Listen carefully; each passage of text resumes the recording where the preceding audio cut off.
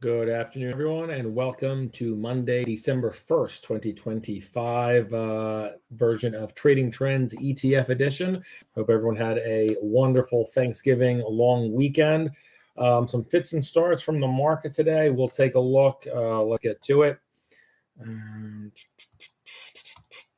All right, if you like what we're saying here and it's helping you guide through these through the volatility, although the S&P is 1% away from all-time highs, although crypto is a different bag, please subscribe. Today we'll take a look, of course, at Bitcoin, which is still continuing to be weak. A lot of stuff overnight.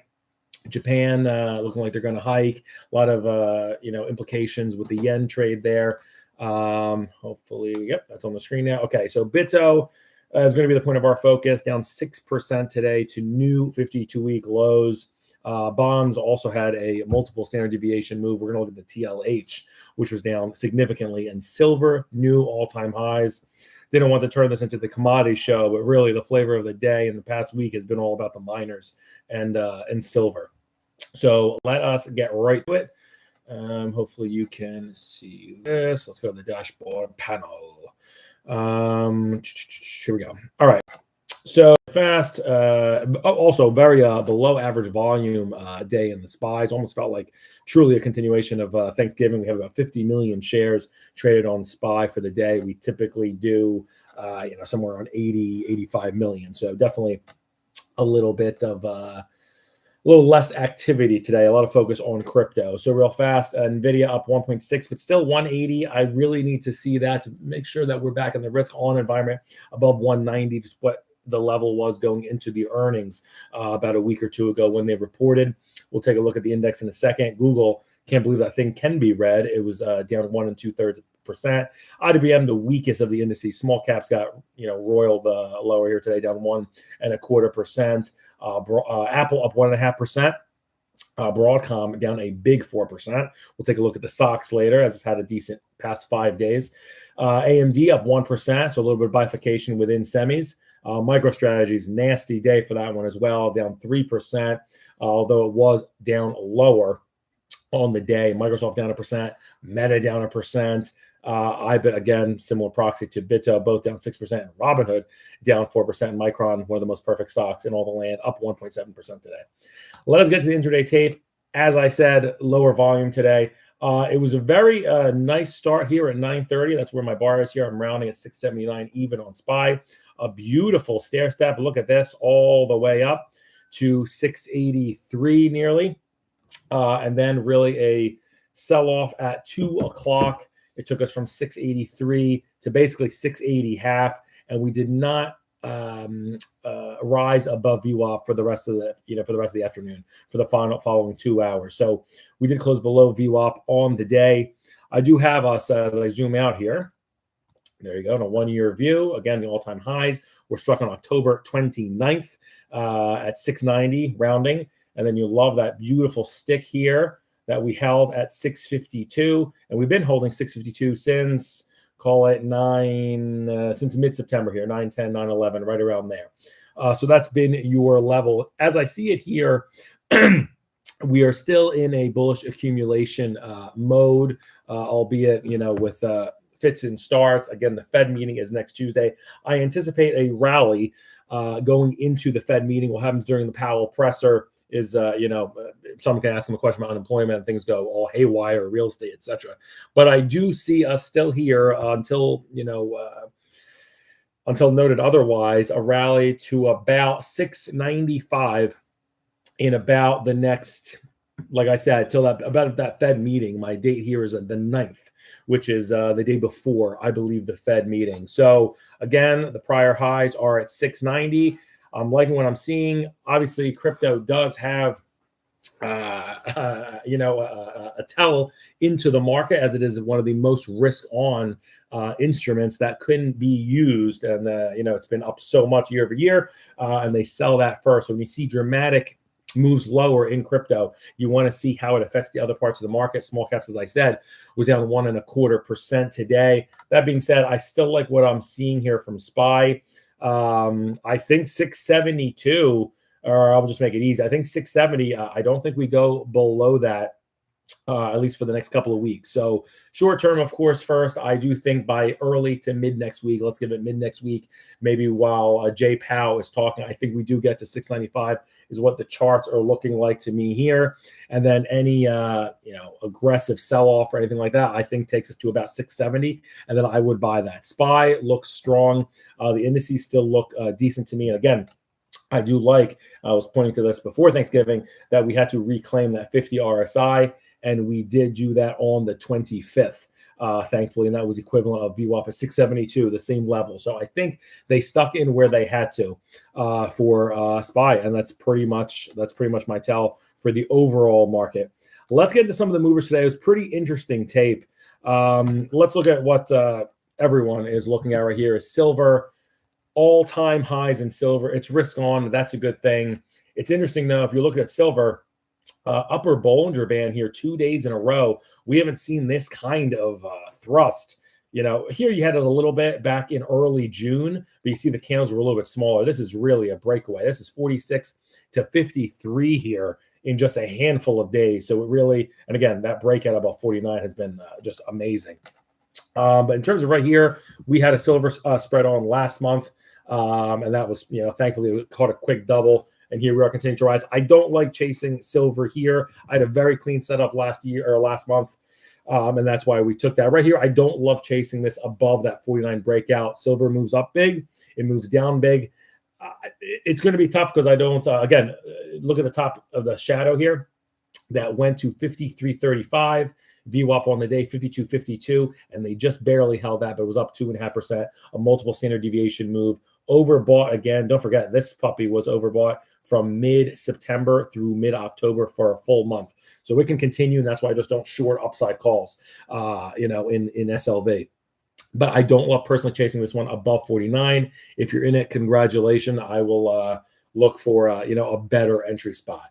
But they did gobble up silver today. Be careful selling, 53 December calls. You probably do okay, but this is herd mentality, and I don't want to get run over and pick up pennies. Okay, next is natural gas. They gobble that up. UNG here up 3 1/3%. Look at what's happening. It's trying to get to that. Still falling 200-day moving average at 1588. We actually talked about this. Let me check my notes in UNG a little bit ago. So this is done a lot in a little. What I mean by that is just from November 25th. This has gone from 1380 VWAP that day to 1520. That is a monster move. And we'll look at UNG. It's had a very decent week, obviously, here. And again, by week, I'm looking at the past 5 days. Thursday was off, and Friday was a half day. But this, I think it's going to have a bullish 2 weeks. I think this may have to correct in time instead of price. My target to the upside is right around 15.5. You're going to see just getting ahead of us. I don't think it happens here. But if this starts to base and you start to see this 200-day moving average start to go sideways, and this claims 70 RSI, this is going to go higher. My target would then go $18, but that's later on. Monitor nat gas in the following 2 weeks. Like I said, I think it has some fits and starts. I think this drops maybe to about 14.20. I know that's $1 or 6.5%. It happens, especially if there's a beta move, getting crowded. They'll dump this thing. This is a very uncorrelated asset, UNG. One of the reasons why folks clamor into it. And of course, weather has a reason for it as well. It's supposed to get a big snowstorm in the next couple of days, and this weekend in the East Coast could also have something to do with it.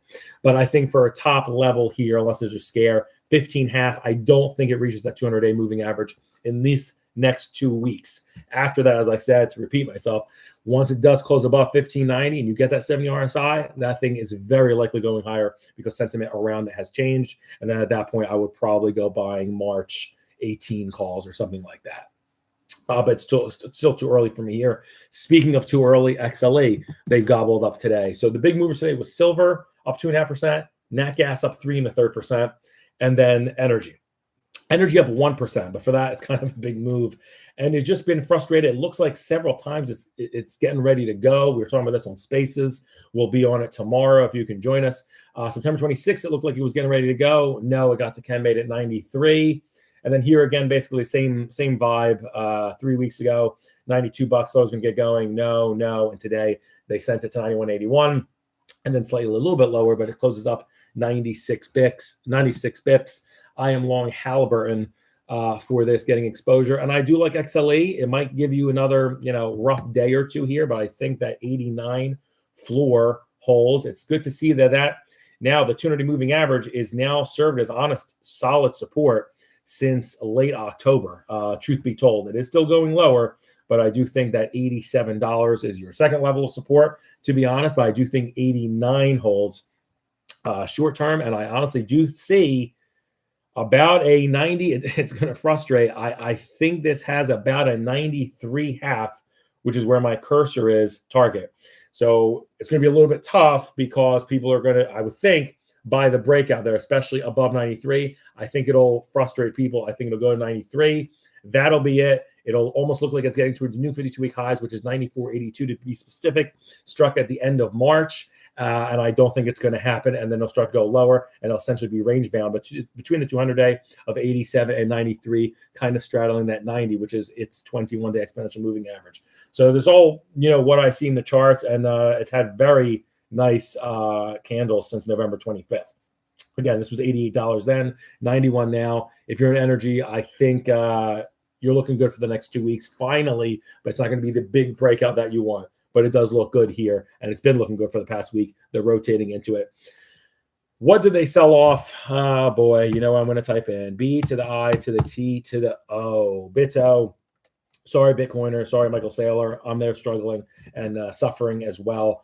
BITO looks ugly. It finished down 5%. It's basically oversold again at 29.6 RSI. It spent basically all last week, more than not, being oversold. And again, this has not been above 50 RSI. It's crazy to say out loud. This has not been above 50 RSI as BITO since October 9th. So we're almost going on 7 weeks of just sell it, and not interested. And that's when it was selling. It was trading $20. Now we're $12.75. What happens now? We always said, going into Thanksgiving, you want to see how crypto trades over the weekend and such. This was, not a good day for it. I think they'll buy it for probably the duration of this week, maybe going to the Fed meeting. However, I want to cap that at about $15 even, unfortunately. And I think that's where the overhead will be a little bit too heavy, and then they start selling it again. This is not a good looking chart. I don't make narratives. I look at rolling over 200 moving averages, and this thing has had multiple reasons, honestly, from BITO to get out of it so you can sleep well since mid-August when it was trading with a 21 handle. And that's just facts. If you see 200 moving average start to roll over like this, and you have not even a week's worth of sessions above a 50 RSI, they don't want it. They don't want it right now. So that's just facts. Unfortunately, I am long. Full disclosure, I'm long Ethereum. Basically, position size for max loss, January calls. Not looking too good in the crypto space. Thankfully, crypto is not the market, but yes, it does have insight into risk on behavior. So not a good day, down 6% for BITO. They did only maybe positive, is the low was 12.39, and they bought it off the lows. It did hold view up on the day. It was 12.70, and they closed it barely inside. But I'm really, struggling to look for positives in crypto. It did not look good today. And then bonds got absolutely smoked today. Namely, the TLH has had a multiple standard deviation move. I'm long the TLT call spreads. They did not get love today. So this is the 10 to 20 year bond. Again, bonds sell off, inverse relationship, yields rise. Kind of crazy, psychotic, ironic, ahead of the Fed meeting next week, which is 87% chance that they cut 25 basis points. Although Morgan Stanley just came out and they said they don't think they're going to do it next month, and instead have, I believe, 2 to 3 or 4 cuts in 2026. I'm not so sure if that's what spooked the market, but it was a weak day overall. Here for TLH, again, like I said, this is the 10 to 20 year bond. I think this had a beautiful move. Let me put the cursor on here. And again, this has looked very constructive since September 4th. There's been a lot of rotation. If you look at that date, right after Labor Day, a lot of charts, you see moves above the 200-day moving average and below. Very important period right there, September 4th. Also November 4th.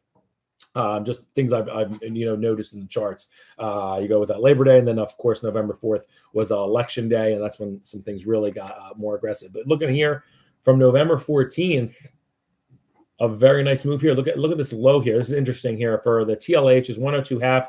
It's been an important level going back to, we'll just say 102. It's a bond ETF, so it doesn't move like it's super micro, for goodness sakes. But so 102 here, it's very interesting. Going back to that September 4th level, look at that gap. This thing gapped up 1.2% that day. Very important floor here of 102 even. We got there on October the 6th. We got there on November the 5th. And here we are again at 102. This looks like it's headed lower. Okay, so today down 1% for TLH is a big move. I think this is headed lower with a floor of, like I said, I think it revisits that 102 even. So again, it looks like this specific ETF around the 10 to 20 year part of the curve looks like bond prices will go lower, yields will go higher in this part of the curve. Okay, that is TLH, and those were the losers today. They sold BITO, Bitcoin, and they sold bonds. Okay, one where folks flock defensively, other not so defensive, absolutely offense on the field. I don't want to think about offense in the field because I'm an Eagles fan, and they don't know how to do offense on the field right now, but I have faith. Top three gainers of the past 5 days. I did not want to make this the commodity show, but they have really flocked to one area particularly. Number one grower of the past, gainer of the past 5 days, SILJ. We don't look at this an awful lot, but it's one of the biggest winners of the year.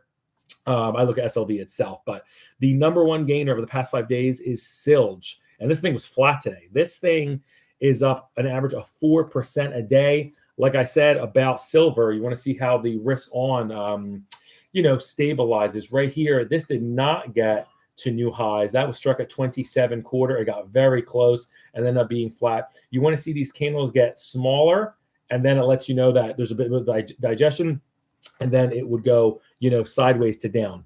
SILJ, if it's averaging 4% a day for the past week, is that potentially the end of the run?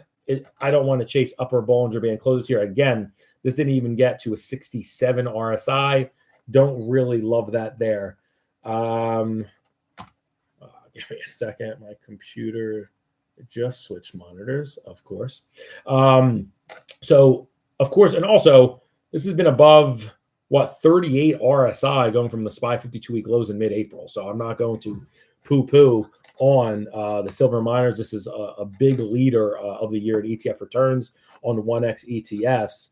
And as you can see here, the 200 moving average is at $16, and we are at $26. So that's pretty extended for my liking. But in terms of a short-term, analysis, it's going to be pretty similar to what I said. This is a momentum breakout, more or less, but I do want to respect that this was at $21 10 days ago, and now it's at 26. That's a big move. I don't want to personally chase this above $25. When this moves, it can move very quickly up and down. I see this kind of visiting about $23 over the next couple of weeks. I don't think they're going to let the foot off the gas that quickly, but I do see bearish divergences there, and it just looks like it came up a little bit too fast. I think it wants to potentially go a little bit lower to about 23.5, and then that would be a solid entry because the story is not changing. So if you don't have any allocation to the silver miners, you can get some. The number two gainer over the past 5 days, again, it ends with the word miner. It's GDX, up 13%. So you can see where the flocking to the risk was. Gold, junior silver miners, 22%.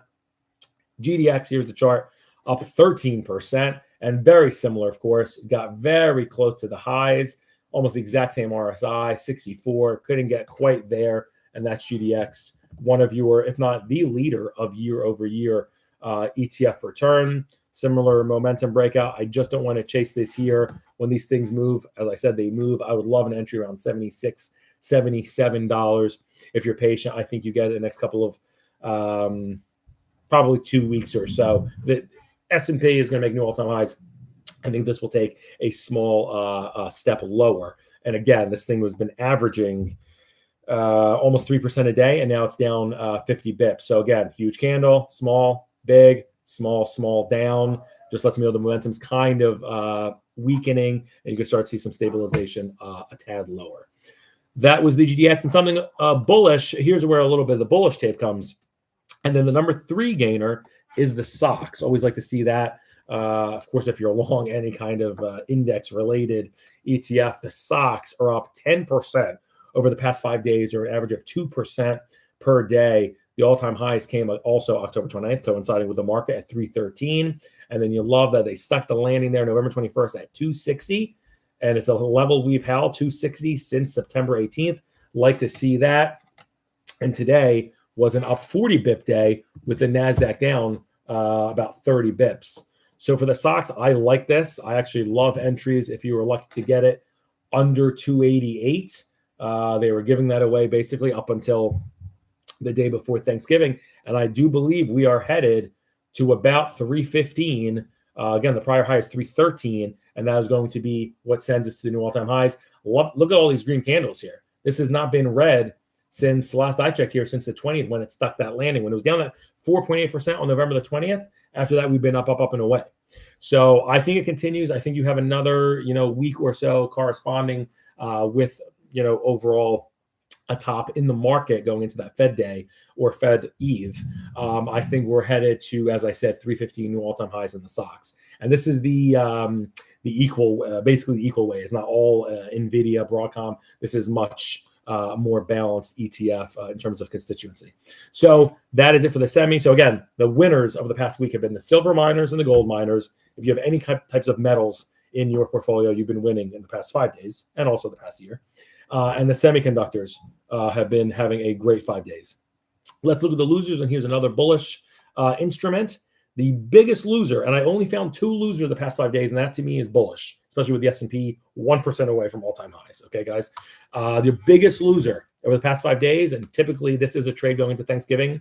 They sell volatility. You have less days, because it's a short week, 3.5 days, et cetera, et cetera. And look at that, VXX. It actually got today. Is that true? VXX 3160. That is as long as I see it here, that is a new 52-week low. I said that would happen, but I had it going for next week. Let me check my notes here. Yeah, I had said that we are going to get early December new 52-week lows in VXX, and that little caret here denotes, as far as bar chart is concerned, a new 52-week low. It was 3160. VWAP today was 3222, and they closed it below that. VXX down 14% over the last 5 days, or nearly average of 3% a day. Today, down 10 bips as well. Always hard to chart a non-time series like VXX, but I do it, especially when you see losses like that with, the bullishness in terms of the indices. So I still think this is going to have a 30 even handle. I think this is going to go lower. It doesn't really pay, but I almost want to consider selling VXX calls here. I don't think it's going above 35. It doesn't really pay, though. I really have enough bullish things on the books, but you could sell VXX call spreads, I think. And we'll talk about at the end what the best trade of this is the second best trade of the past week in terms of percentages. Okay, so VXX, I will double check this after the close, but this, as far as I know, unless they split or did something wild here, 3160, that's a new 52-week low for VXX. You should alone take that as a bullish signal with the markets where they are. And again, the second biggest loser of the week of the past 5 days was BITO. So if all I can find that are down more than literally 0.8%, the number 3 entry on this would have been the TLH. The bond's down 0.8%, but I don't record that as a significant loser. So volatility down, and then this, I'm sorry, it is what it is, hunk of junk for now. BITO down 4.5% over the past 5 days, or an average of about 1% a day. Again, where we get that is because it's that move here to that move here is 1%, but you saw where it came from the highs, and today it's down 6. So if that makes sense. But in terms of a week over week move, it's that and volatility getting smoked. I don't feel that bad about things. If I saw XLC, XLK, I saw regional banks, I saw S&P going below its 50-day, kind of the vibe that we had 2 weeks ago, and then IFA and FXI and EEM really, really slumping instead of looking decent, I would be really, really fearful. So My global bullishness I had, 2 weeks ago was probably maybe a little bit early. BITO and Bitcoin does not look good. I will just say that. Even on the ensuing rallies, I told you where I think they get to. BITO specifically, I think they get to 15, and then they sell it again, unfortunately. Hopefully it's not the case, but right now the chart looks extremely heavy. All right. The